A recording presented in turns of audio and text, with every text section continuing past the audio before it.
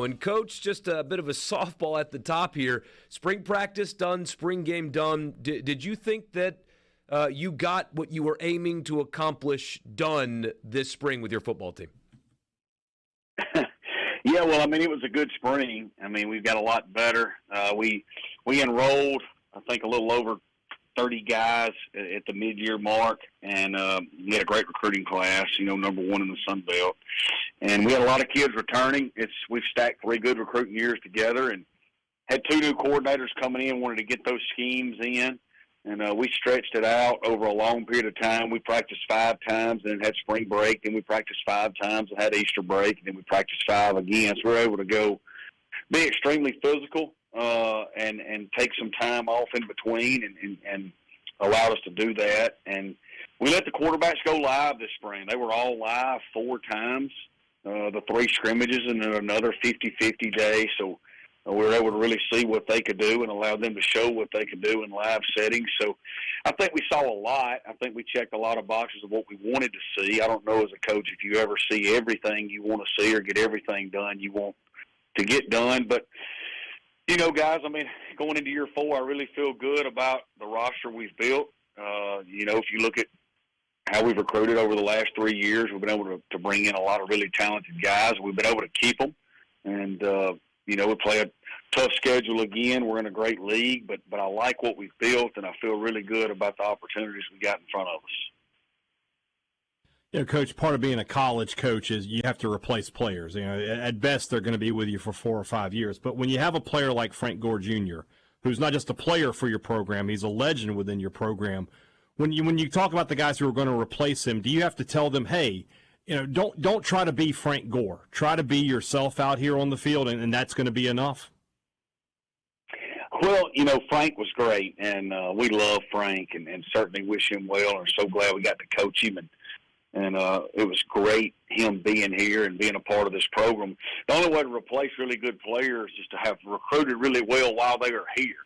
When you look at the programs that are winning at every level, the only way to replace them, the Alabamas, the Georgias, the Ohio States, they have really good players leave every year because they've got other good players in their program.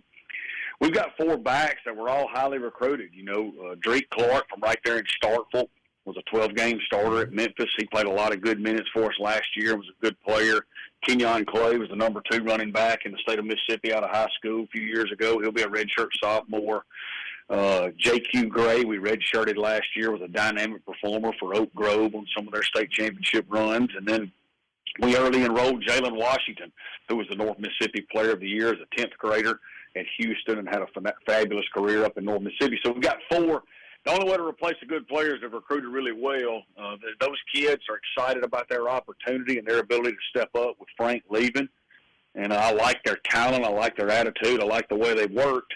And they're getting coached by Mississippi legend, man, and Michael Spurlock, the Magic Man, from Indianola. So that's good, too. And I'm excited to watch all those kids play.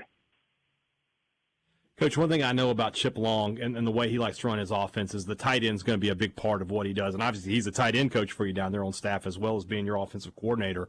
How do you feel about that position coming out of the spring? And do you have a guy there you think can make a big impact for you this fall? Yeah, that's been one of the points of emphasis as the season wound down last year. We've got to get bigger and better, and we've got to have more tight ends in our program. We did a really good job in recruiting at that position. We signed 2 transfers in Kyron Heath out of Ole Miss and Teron Bedford out of Jones Junior College. We also brought in the Mississippi Player of the Year and Reed Jeselowski from Hartfield Academy. So we brought in 3 really talented guys, and the year before that we signed 2 kids. We redshirted one in Xavier Reed, and then another one played as a true freshman, Justin Reed. So we've got 5 guys in that room that were highly recruited. We had to win a lot of recruiting battles on them. We are still a little bit young, but, man, they're talented. They really got better as the spring went on. I think Justin Reed has a chance to really be a physical guy at the point of attack that also has good hands and can win that C-gap for us. Kyron's a great athlete. Xavier's a great athlete. Teron brings a lot of ability. And, then, of course, when you get Jeselowski in here in the summer, I mean, I think he's a dynamic weapon from great football bloodlines. His uncle is Andy Stevens, who was one of the all-time great players at Amory High School and went to Mississippi State and then Delta State. So we think he can bring a lot to the table, too, right there.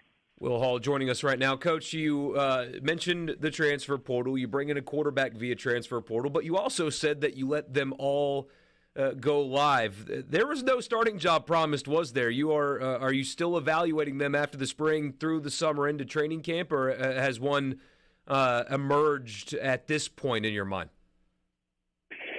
I don't think we're not at the point ready to name a starter. I do think there has been some separation, if you will, from a few at the top to a few below, and that'll kind of shake out over the next few days, probably. As the portal window opens up, that'll kind of give itself away. We will go into the summer competing, though. We'll go into fall camp competing. We got a lot of talent in that room, which is really good. That's what you want. The programs that are winning and doing well across the country, that's what they have, and we've worked really hard to build that.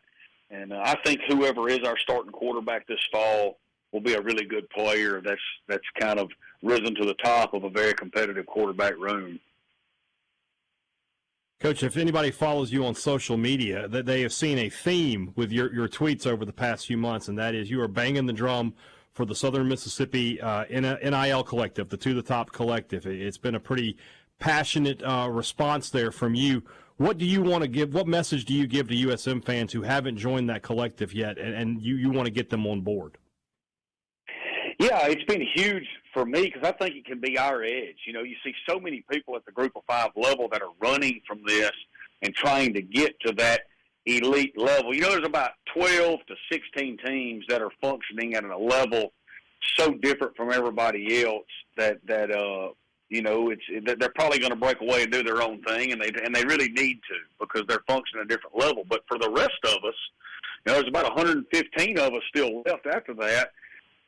And, outside of those 16 or so teams that are functioning like that, we might have the most passionate fan base of all of them. And this is a way to measure that. This is a barometer that measures it. It's the single most important thing that you can do to show your support for the university in the way the way recruiting works now. And we recruit Mississippi kids. We've got over 70 in our program. Most of our kids stay here. They love it here. And I think if we can grow our collective to where it's one of the tops in the country outside of those 16 to 20 schools, which I think we can, we could really do some special things. And we're growing it. We're off and running. We're functioning at a pretty high level right now, and I think we're going to continue to grow it. And I think it could put us into a whole new category, 2 to 3 years down the road of how we're thought of, and maybe as college football changes, where our status sits with everything. Coach, you only got a couple of minutes left. We got a texter here who says the older you get, Coach, the more you sound like your dad, one of the great legends of high school football here in this state. He said he played at Shannon and thought those Amory teams were hard to deal with.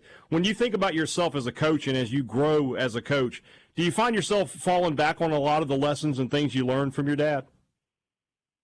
Well, my dad's certainly one of my heroes, and a lot of the things that I do was obviously patterned as I grew up after him. The thing I think I've grown the most at being here is football has changed a lot over the last few years, and I came here, wanting to be the head coach and wanting to run the offense because that's what I'd always done. But, when you look at college football over the last 50 years, only 2 people have called their own plays and won a national title. I think that was Spurrier in '96 and Jimbo Fisher when he was at Florida State, and they both had Heisman Trophy winning quarterbacks those years. So I think just growing into this role of just being a CEO, running the culture, recruiting as hard as I can recruit, developing the culture, loving these kids, creating an environment that kids want to come into and then they don't want to ever leave, which we've been able to do, and then managing the coaching staff and turning all the football part over to them, growing our collective. It's a moving target. And all the great leaders through time have been able to adapt. We've got a certain way we do things here that's won everywhere we've been. It's been a tough build here, but as we go into year 4, I think if you look at the way we've recruited and the way we've been able to retain and keep our players in a volatile time of roster movement across the country, we've positioned ourselves to make a jump right here and to go on a 2 to 3 year run here at Southern Miss that could be a whole lot of fun again. Coach, thank you so much for your time. We wish you the best of luck as always. Hope to talk to you again really very soon. but we appreciate you very much. All right, guys, I appreciate y'all. I love following y'all. I know our Southern Miss fans are always hard on y'all. Hey, don't feel alone. They're hard on me too, baby. But no, I appreciate All that means is they're passionate, Coach. I Coach. appreciate y'all having me here today. Oh, man, they're passionate. They love it, man. Our people love it more than any in the country.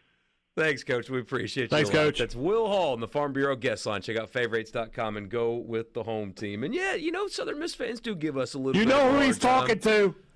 We know who he's talking to, but they give us a hard time because they love their team, and we love them That's right. for it. We'll react to some of what Coach